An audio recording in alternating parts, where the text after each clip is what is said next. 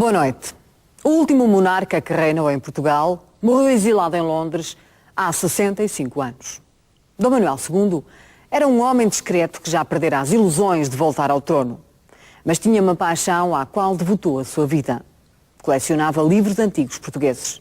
A ajudá-lo tinha uma jovem bibliotecária inglesa, Marjorie Withers. O lugar da história esteve em Londres com Miss Marjorie, que nos contou uma parte quase desconhecida da vida de Dom Manuel.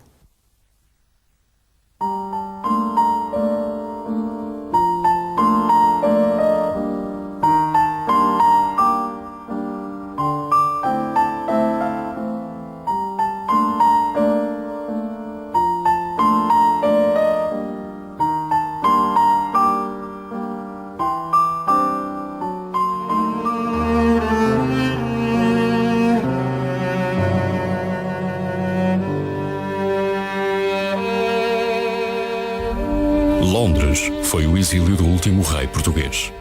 A Catedral de Westminster, o local onde se celebraram as cerimónias fúnebres quando Dom Manuel II morreu em 1932.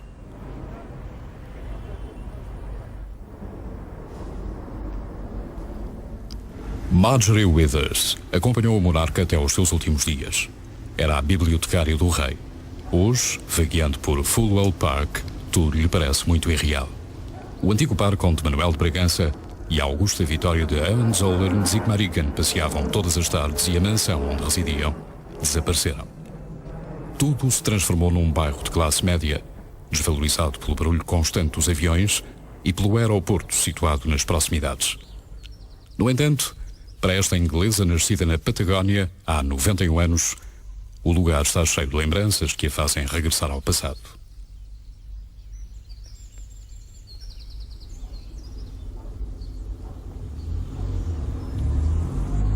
Depois da morte do rei, a rainha desfez-se da casa e da propriedade, porque tudo isto a entristecia.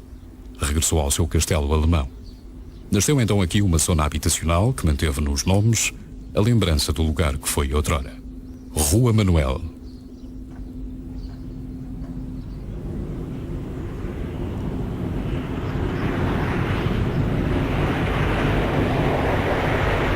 Avenida Lisboa. Nestes quase subúrbios londrinos, vive hoje gente das classes trabalhadoras arrumada em casinhas de 2 andares com telhados à inglesa, rodeadas de pequenos jardins de canteiros bem tratados. Tudo muito diferente do palacete imponente onde viveu a corte portuguesa exilada e que marcou o cotidiano antigo de Twickenham. Já não são os jardins dos portugueses, mas mantiveram-se Portugal Gardens. Marjorie desorienta-se um pouco, mas refaz-se e retoma o passo à procura dos cantos conhecidos. Depois do almoço, Dom Manuel ia apanhar gravetos no parque ou dar um passeio com a rainha. Regressavam então, ele para os seus livros e a Augusta Vitória para as plantas e os arranjos de flores que lhe enchiam as tardes melancólicas de rainha sem reino. Quando Marjorie chegou a esta casa, tremia como varas verdes. Nem conseguiu servir com eficiência uma chávena de chá ao rei, mas Dom Manuel era tolerante e ignorou a inabilidade. A história do bebé louro nascido no Palácio de Belém em 1889, filho segundo de Dom Carlos e Dona Amélia, aprendê-la-ia depois.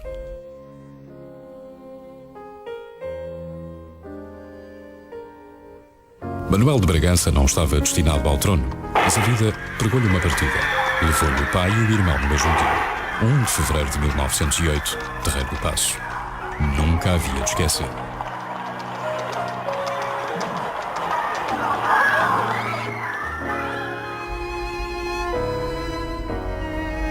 Subiu ao trono, mas, apesar do capital de simpatia por ser o filho e o irmão dos assassinados, reinou pouco tempo. A República estava a caminho, nada a deteria, nem um rei simpático.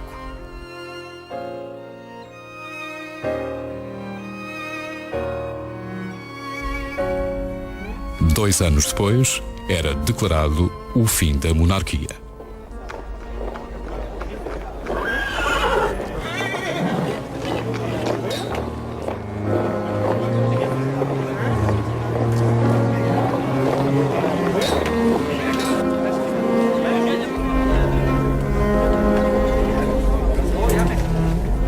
O iate real aguardava os Braganças ao largo da Ericeira com destino a Gibraltar.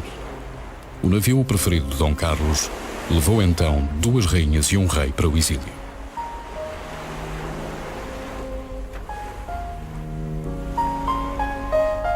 No enclave inglês do sul de Espanha, assistiram a uma missa e depois rumaram a Londres. Pouco tempo antes da queda da monarquia, Dom Manuel havia estado na capital britânica em visita oficial. Ainda era rei.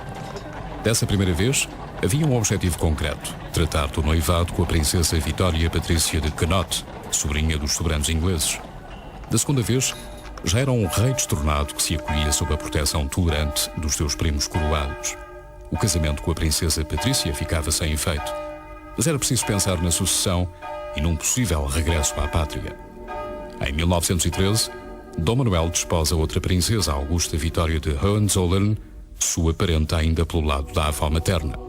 Foi um casamento apadrinhado pelo rei Afonso de Espanha e pelo príncipe de Gales. Realizou-se no castelo de Sigmaringen. Os monárquicos portugueses rejubilaram e mandaram prendas de casamento. Uma dessas prendas, uma caravela de tojos para faqueiro feita em ouro, prata e pedras preciosas, quase se perdeu pelo caminho. Ficou retida vários dias na alfândega de Lisboa, perdida numa teia de burocracias.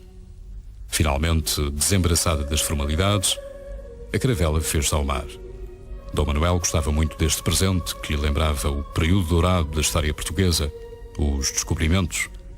Depois de ter estado exposta na Sala Nobre de Fulwell House, a caravela regressou a Portugal no espólio de Dom Manuel, destinado a Vila Viçosa.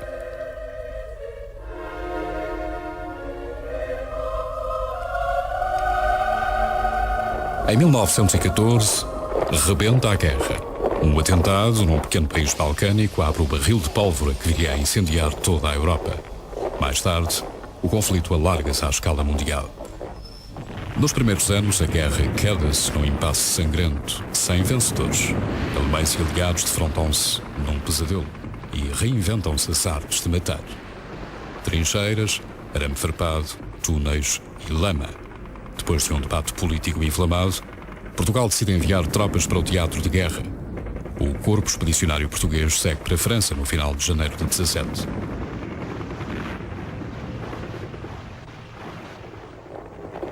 Logo no início do conflito, Dom Manuel oferece os seus préstimos à Cruz Vermelha Britânica. Participou ativamente no apoio aos feridos de guerra, visitando hospitais, mostrando assim o seu alinhamento com a causa dos aliados. Desenvolveu uma ação importante na criação de uma rede de serviços ortopédicos destinados a minorar o sofrimento dos mutilados. São desse tempo estas raras imagens filmadas do rei português. A máquina apanhou a mostrar à rainha Alexandra as oficinas do hospital em pleno labor. Acabada a guerra, Dom Manuel, ainda sem herdeiros, regressa à vida normal em Fulwell. Dedica-se cada vez mais aos livros. Marjorie é admitida ao serviço nos anos 20.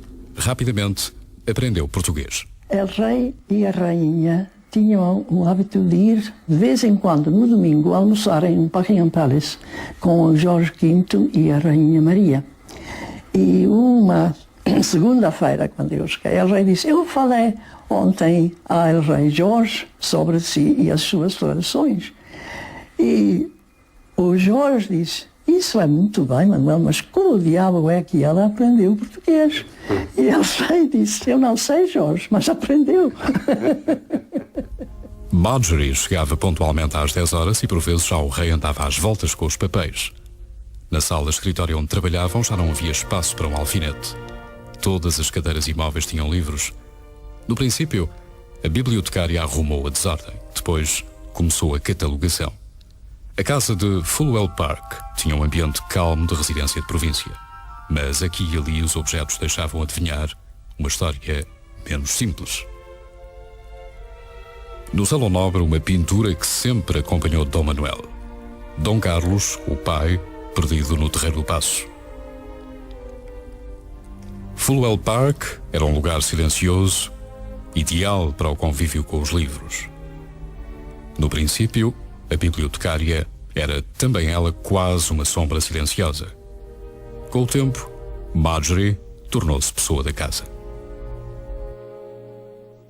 Nos primeiros tempos eu tinha o meu almoço na biblioteca, mas depois de poucas semanas o rei disse, você pode comer conosco. E eu comia com a família. Então, era um jantão, o rei, a rainha, o Francisco Quintela de Sampaio e a sua mulher Maria.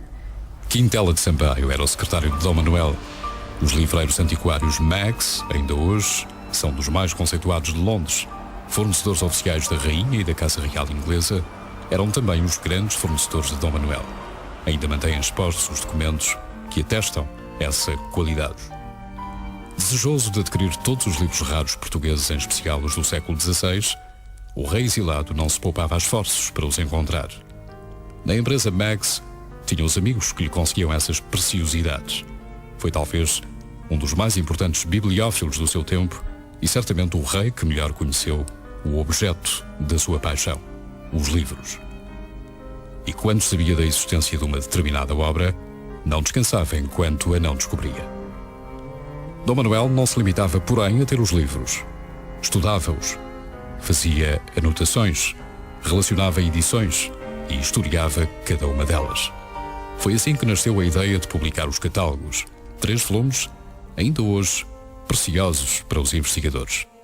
Mas não se pense que o rei era um homem macilento, devorado pelo pó dos alfarrábios, perdido das horas e dos dias numa sala vedada ao sol. Não. Manuel Bragança participava ativamente na vida da comunidade de Twickenham.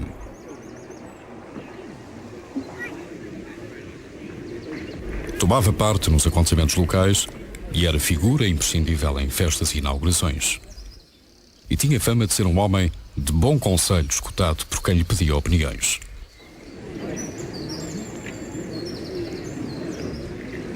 Além disso, desempenhava tarefas protocolares decorrentes de ser familiar dos soberanos ingleses. Nesta fotografia, aparece ao lado da então duquesa de York, mãe da rainha Isabel. Dom Manuel herdou do pai o gosto pelo desporto e pelos espaços abertos. Era um sportsman com uma grande predileção pelo ténis, gosto que partilhava com Marjorie. Um sábado, chegou à nossa casa o seu lindo Rolls Royce, com a rei em flannels, branco, tudo muito bem vestido, e fomos ao nosso clube, ao meu clube. E eu, naturalmente, tinha arreglado com os melhores jogadores para jogar contra nós. E eu estava tão nervosa que não podia fazer nada. As balas iam de todos os lados e o rei dizia, Miss Withers, you are wild. E, naturalmente, o rei queria ganhar, porque era habituado, era natural. E ele, então, andava de um lado ao outro e eu não sabia onde me pôr, porque ele tomava tudo. Era o dia mais desagradável da minha vida. Um horror. E finalmente terminou em bem. Finalmente terminou. Deixaram-no ganhar ou ganhou por mérito? Ele ganhou, ele conseguiu, porque ele era muito bom jogador. Mas era um grande handicap estar a jogar comigo. Aos domingos e dias santos, a família real portuguesa podia ser sempre encontrada à hora da missa em St. James, Twickenham. Ainda hoje, a igreja é um lugar de referência para os imigrantes portugueses que moram nas imediações. Mas talvez nem sequer saibam que Dom Manuel e a rainha eram paroquianos assíduos. No passado, o casal régio era uma atração em St. James, que ainda hoje ostenta as armas portuguesas nos vitrais.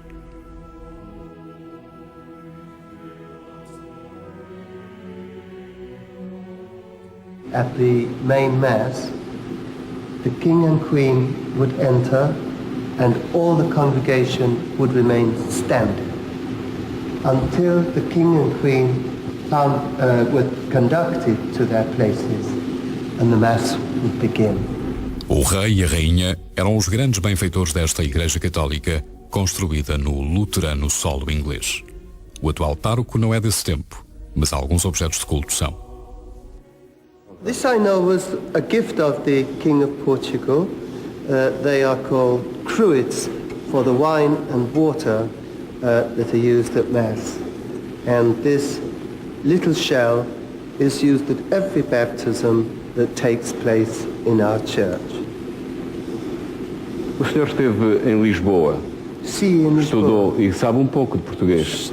Sabe um pouquinho português, mas sou velho agora. É muito tempo quando estive em Lisboa.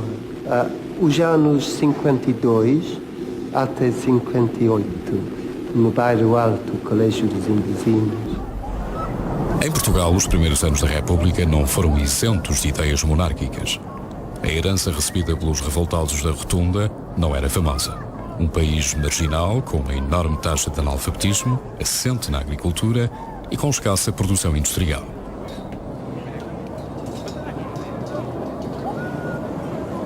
Portugal era uma terra dividida entre a cidade e os campos, entre o Terreiro do Paço e a província, entre os proprietários de tudo e os trabalhadores à jota.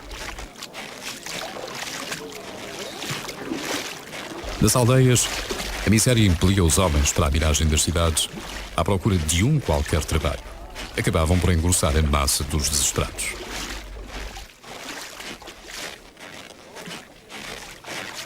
Aparentemente, a República não tinha trazido a prosperidade ambicionada. Os primeiros anos, pelo contrário, foram duríssimos para o chamado Zé Povinho, a quem todos os sacrifícios eram pedidos e poucas as compensações dadas.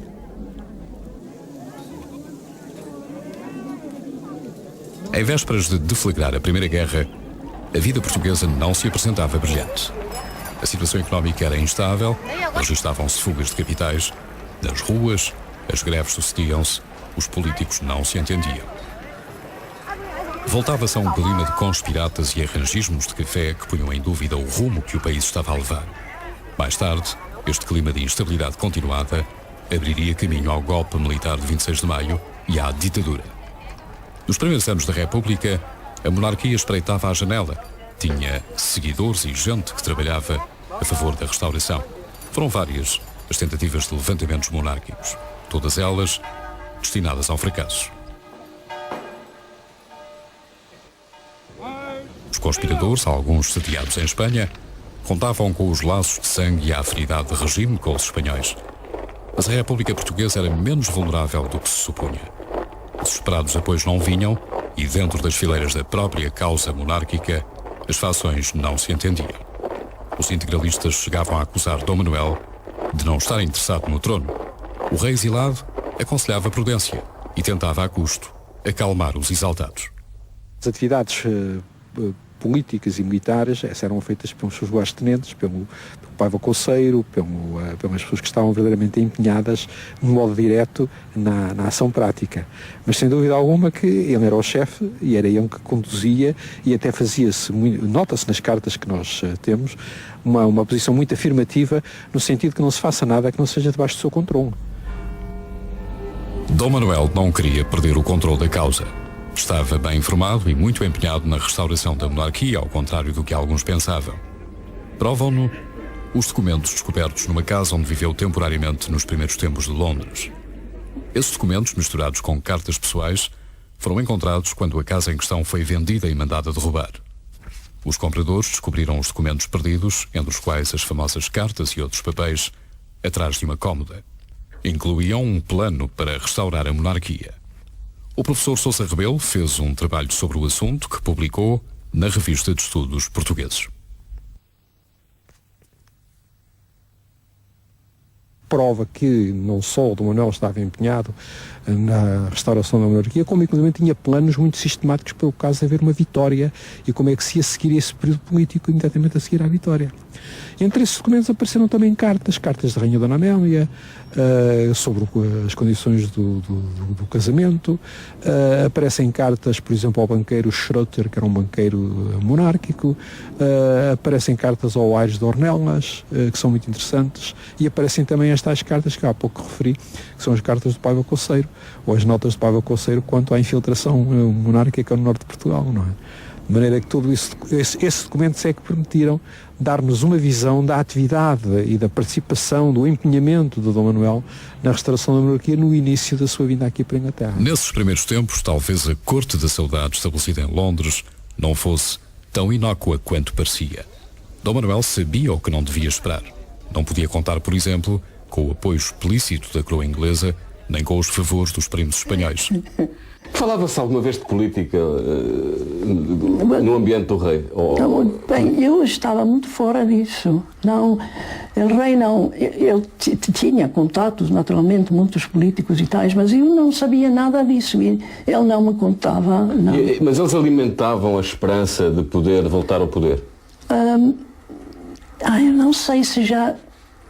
parece-me que nessa época já se tinha dado a pensar que não podia voltar. Mas então é provavelmente que ele tive essa ideia de fazer o catálogo dos seus livros porque sabia que o século XVI era o grande século dos portugueses e ele queria lembrar aos seus compatriotas a grandeza de Portugal e inspirá-los a uma grandeza moderna. A biblioteca que Dom Manuel II deixou é valiosíssima. Já o era quando o rei morreu há 65 anos. Inclui manuscritos e livros de várias épocas, incunábulos do século XV, tudo cuidadosamente preservado, porque nisso o rei fazia muita questão. Entre os exemplares mais importantes estão os que integram a coleção Camuniana. Praticamente todas as edições de Os Lusíadas, até 1800, fazem parte desse conjunto sem preço.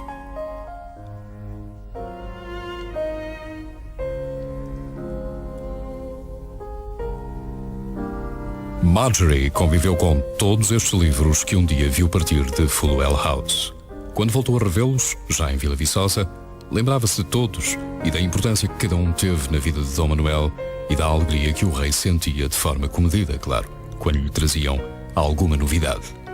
O reencontro com os livros da sua juventude foi algo de tocante, conta quem assistiu, e Marjorie ainda teve memória para perguntar por este ou aquele exemplar de que se recordava. Quando Marjorie foi trabalhar para o rei, a coleção valia 32 mil libras, o que para a época já era importante. Ao longo dos anos foi sendo aumentada e mesmo hoje, os responsáveis da fundação da Casa de Bragança procuram continuar a coleção, adquirindo novos exemplares, em especial os de tipografia portuguesa do século XVI. Já foram englobados na coleção mais de 100. Tal como aprendeu com o tempo a história dos Braganças, Marjorie tornou-se numa perita em livros antigos portugueses e uma única coisa lamenta no trabalho de Dom Manuel: o facto de ele nunca dar a sua opinião pessoal sobre as obras que tratava. Juntamente com os livros, vieram para Vila Viçosa as provas tipográficas dos 2 volumes do catálogo, com as emendas feitas pela mão do rei. Marjorie lembra-se muito bem quando Dom Manuel recebeu o 2º volume. Foi pouco antes de morrer.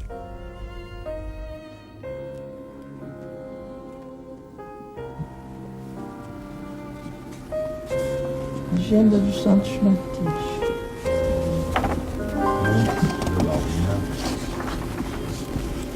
Ordenação del Rei Dom Manuel. Marco Polo. Eu fui ao meu trabalho, como tinha de hábito, numa quinta-feira. E o rei lá estava na biblioteca, como muitas vezes tinha estado, mas essa vez tinha na mão um volume número 2 de livros antigos portugueses. E ele me diz: este é o primeiro volume encadernado. Quer tê-lo? Porque ainda não tem o cobertor, a sobrecapa impressa. Quer assim ou quer esperar? Eu digo, não, quero assim. Então, o rei fez uma dedicação, escreveu, assinou, Manuel Ler. Na biblioteca de Twickenham ainda hoje existe uma pasta repleta de informações, fotografias e recordes sobre Dom Manuel, o morador mais ilustre da terra. Quando o rei morreu, o jornal local seguiu o acontecimento em primeira página. A última viagem de um amigo, como refere o título. Nunca mais as portas da biblioteca se abririam para aquele rei sem trono, Dom Manuel of Portugal, como lhe chamavam.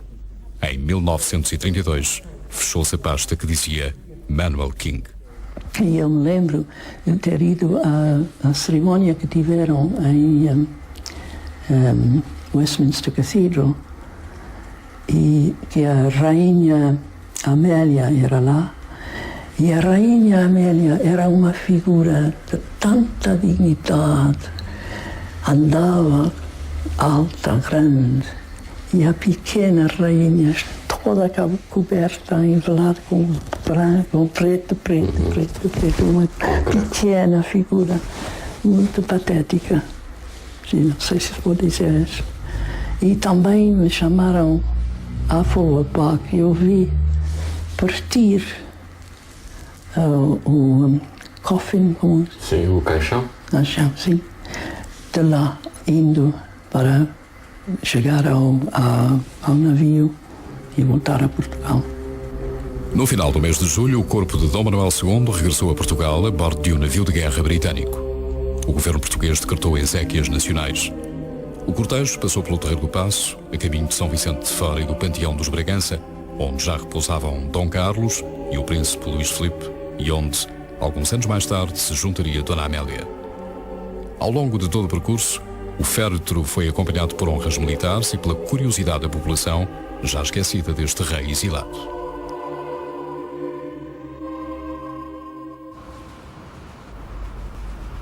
Em Londres, a vida continuou para Marjorie.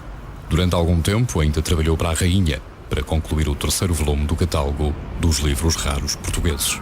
Fez outras coisas sem história, até que estalou a Segunda Guerra Mundial. De novo, a Europa estava a ferro e fogo. De novo, o conflito se estenderia ao resto do mundo. Ao contrário da prometida Blitzkrieg, a Guerra Relâmpago, a luta demorou 6 anos, custou muitos milhões de mortos e desfez meia Europa. Londres não foi poupada. O cotidiano da cidade passou também a incluir o horror dos bombardeamentos. Do lado de lá da Mancha, as populações civis organizaram-se para sobreviver às incursões da Força Aérea Nazi. As manhãs a seguir aos bombardeamentos eram cenários de catástrofe. Logo no início da guerra, os aliados perceberam que também tinham de combater numa outra frente, a da informação. É então criada a BBC. A necessidade de alguém que falasse português levou Marjorie à Bush House. É então que conhece o Fernando Peça. Havia uma recepção na BBC para o começo do serviço latino-americano e convidaram todos os embaixadores de Londres.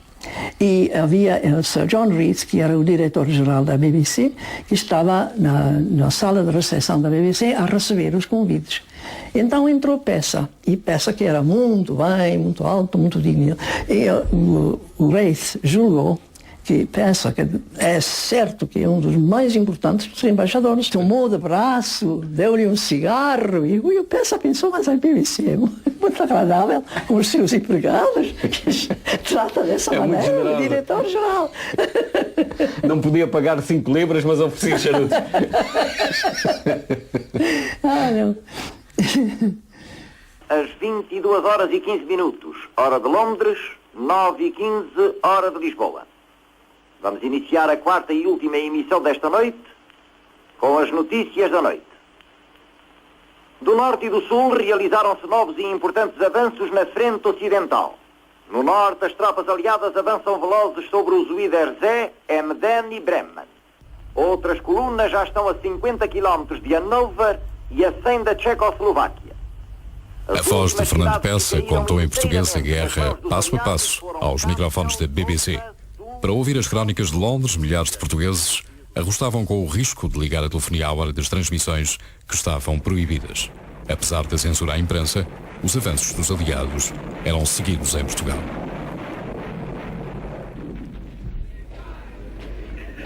Para Adolf Hitler, o cabo de guerra ambicioso e antissemita que em 1933 assumirá a chanceria alemã e que pretendia dominar o mundo, o fim estava próximo. Não manterá por muito mais tempo o sorriso crispado, nem os exagerados gestos teatrais com que manobrava as massas nos comícios. Em Londres, Fernando Peça continua a ser a voz da BBC em português e faz um arremedo do ditador nazi. Em Portugal, o Estado corporativo prossegue a sua marcha com Salazar à cabeça dos destinos da nação. Oficialmente, a política é de neutralidade em relação aos blocos em guerra, mas os dirigentes nacionais não escondiam a secreta admiração que lhe suscitavam os ventos soprados da Alemanha hitleriana e da Itália, de Mussolini. A guerra está no auge e os portugueses aprendem as lições de Salazar. Deus, pátria e família. É um país de alma simples que Marjorie Withers vem conhecer em plena Segunda Guerra ao serviço da BBC. Ao chegar, é confrontada com várias surpresas. O sentimento para a Inglaterra em Portugal que eu encontrei era extraordinário. Porque a gente podia viajando. Eu fui a Estremoz a esperar um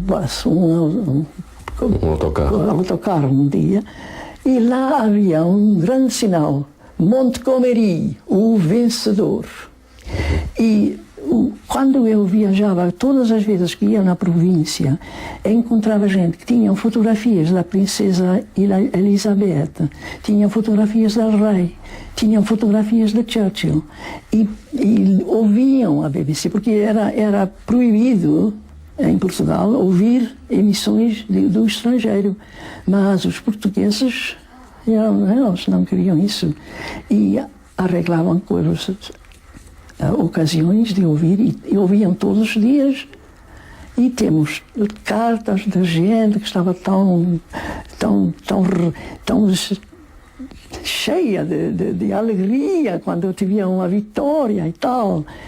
E ouviam e às vezes tinham dificuldades com as autoridades.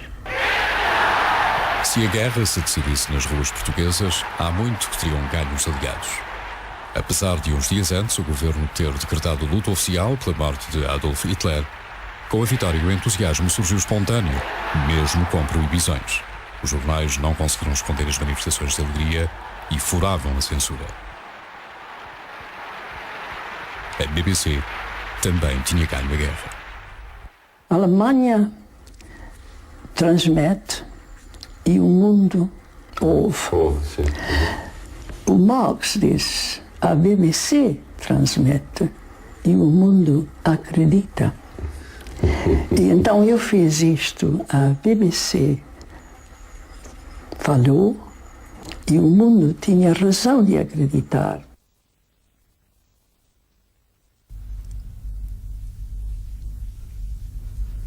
Marjorie recebeu então uma visita inesperada. Uma delegação veio expressamente de Santarém convidar representantes dos países aliados para uma festa de celebração da vitória.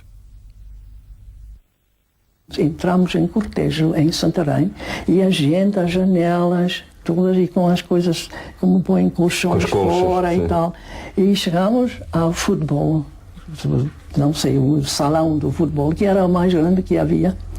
Mas, enfim, veio o fim do jantar e tivemos as palestras. E eram em Santarém, nessa época, era muito comunista. E liberdade era uma palavra que era muito popular. E falavam e começavam a falar e ficavam-se mais e mais entusiasmados e para nós era muito difícil, porque nós não podíamos mostrar-nos de um lado ou do outro.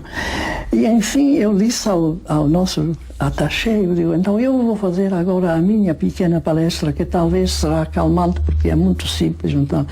E eu me pus de pé. Então a gente julgou que uma senhora de pé não pode ser, todos se puseram de pé. Então eu tinha que montar sobre a minha cadeira para fazer a minha pequena palestra.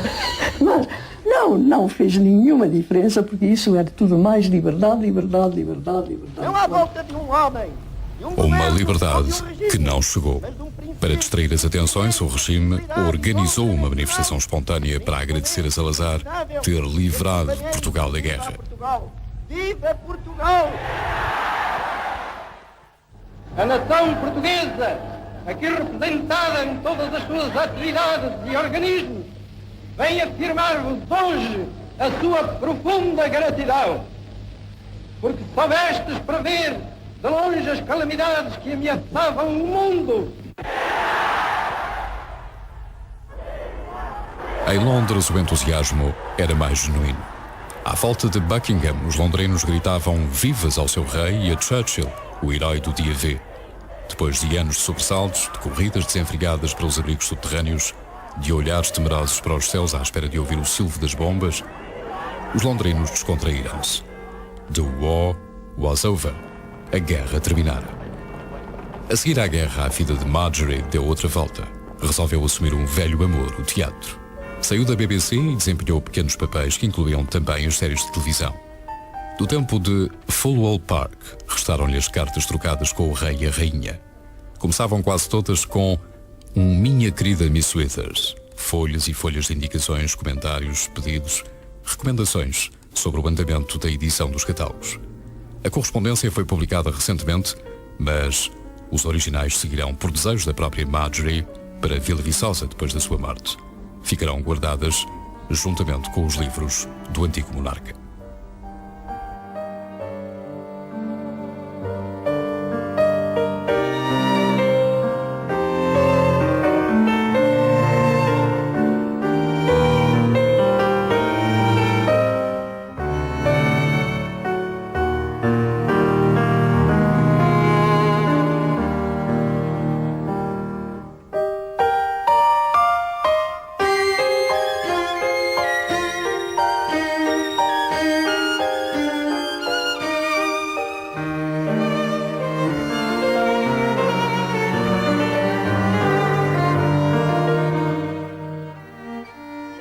O rei tinha dito no seu testamento que queria que os livros fossem a Vila Viçosa, porque ele disse que isso era o seu palácio preferido e que é lá que ele queria que eles fiquem.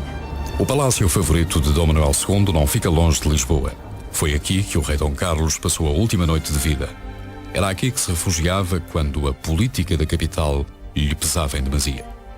Para os Braganças, este sempre foi um lugar especial ligado à história da família. Dom Manuel em traje de gala, em lugar de honra na Sala das Tapeçarias, a primeira que se visita.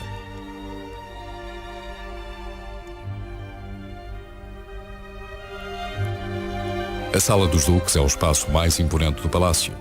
É também chamada Sala dos Tudescos, porque a antiga guarda de honra dos duques era de origem alemã e estava formada à entrada desta dependência.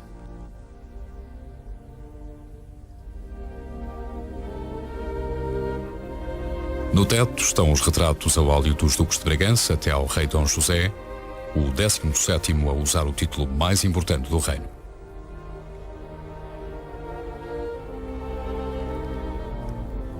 Dom Manuel, tal como o irmão, nunca foram duques de Bragança. Luís Filipe, porque não teve tempo. Manuel, porque não era o filho primogênito. Esta é uma casa antiga, cheia das lembranças de uma família que nasceu da aliança de dois poderosos, Dom João I e mestre de Avis, e do condestável Nuno Álvares Pereira.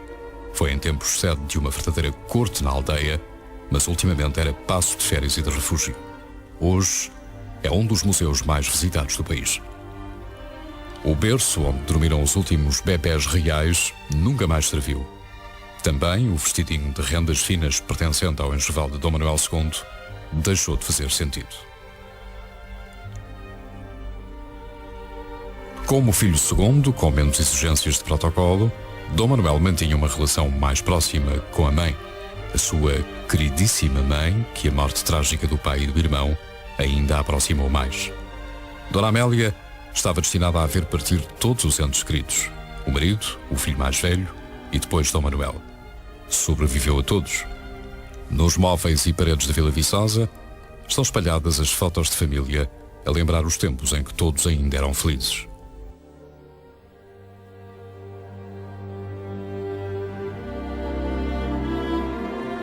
No meio de uma das salas da biblioteca, rodeadas de estantes com os livros que pertenceram a Dom Manuel, está uma mesa de formato peculiar. Foi feita de propósito para os estudos dos filhos da Rainha Dona Maria. Também serviu para Dom Manuel e Dom Luís Filipe. Os cadernos, muito bem organizados, dão-nos uma ideia da aplicação dos alunos e das dificuldades que tiveram com uma ou outra disciplina. A escola seguia os meninos onde quer que se encontrassem e os cadernos mostram isso mesmo. Uns foram iniciados em Cascais, outros em Sintra, outros revelam passeios históricos e impressões de viagens feitas para a educação dos infantes. Revelam também os rigores da aprendizagem, as correções dos mestres e as artes das redações.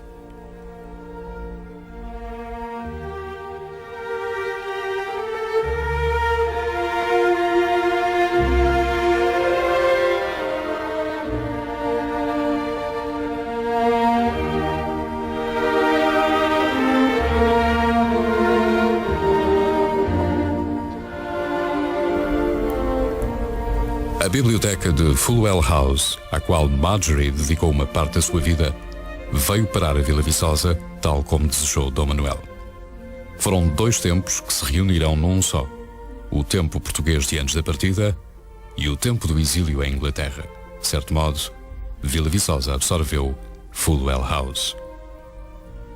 De forma discreta, como sempre fez, Marjorie arrumou também um pouco as suas recordações do tempo que esteve ao serviço do rei de Portugal. As cartas foram publicadas e os originais seguirão depois o seu destino. Foram dos melhores anos da sua vida. Representaram a juventude, mas o tempo não parou e o passado é bom para se revisitar de vez em quando. Está muito distante de um lado, quando eu penso nos anos que têm passado, mas também está, eu tenho lembranças de coisas, não me lembro em detalhe, mas lembro-me de lá estar e lembro-me da atmosfera e da amizade que tive do rei e da rainha. Fulwell Park fica fora de mão. Quando trabalhava para o rei, Marjorie tinha de viajar de comboio e de autocarro para chegar ao emprego. Hoje já nada a chama a este lugar de histórias soterradas, onde um dia uma rapariguinha inglesa, que tremia como varas verdes, quase entornou o chá no colo de Sua Majestade El Rei.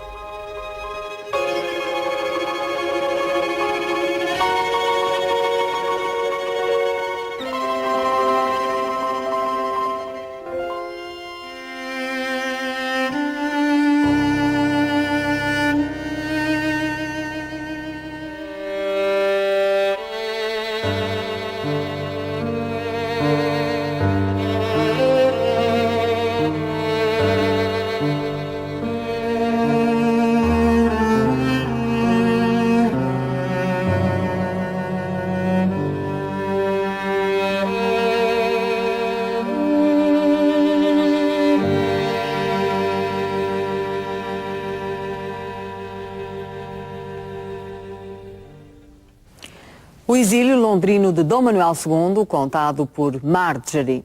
Nós voltamos no próximo ano. Até lá, desejamos-lhe umas boas entradas e um feliz ano de 98. Boa noite.